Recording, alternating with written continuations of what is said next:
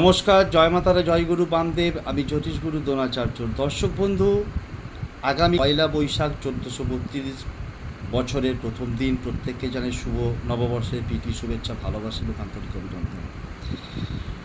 সকালবেলায় স্নান করে শুদ্ধভাবে শুদ্ধ বস্ত্রে যে কোনো একটি পাত্রে হলুদ গুঁড়ো এবং লাল সিঁদুর ঘি দিয়ে অথবা সর্ষে তেল দিয়ে গুলে একটা পেস্ট বানিয়ে নেবেন এবং এর সঙ্গে একটা মাটির প্রদীপে ঘি দিয়ে প্রদীপ তৈরি করে নেবেন এবং একটা তামার যে কোনো ঘটি বা পাত্রে জল নেবেন, তার সঙ্গে অল্প পরিমাণে একটু দুধ নেবেন কাঁচা এবং একটু হলুদ গুঁড়ো মিশিয়ে নিয়ে যে কোনো একটি গাছ, তুলসী গাছ অথবা অশ্বত্থ গাছ অথবা বট গাছ অথবা শমী গাছ অথবা বেল গাছ, যে কোনো একটি গাছের গোড়ায় যাবেন, প্রথমে স্বস্তিক চিহ্ন আঁকবেন, জলটি গাছের গোড়ায় ঢেলে দেবেন, ঢেলে দিয়ে আপনি ঘিয়ের প্রদীপটি জ্বালিয়ে দিয়ে সেই গাছটিকে স্পর্শ করে আপনি আপনার মনস্কামনা জানাবেন। দেখবেন জীবনে কোনো দিন আর্থিক দুরবস্থা আপনাকে গ্রাস করতে পারবে না।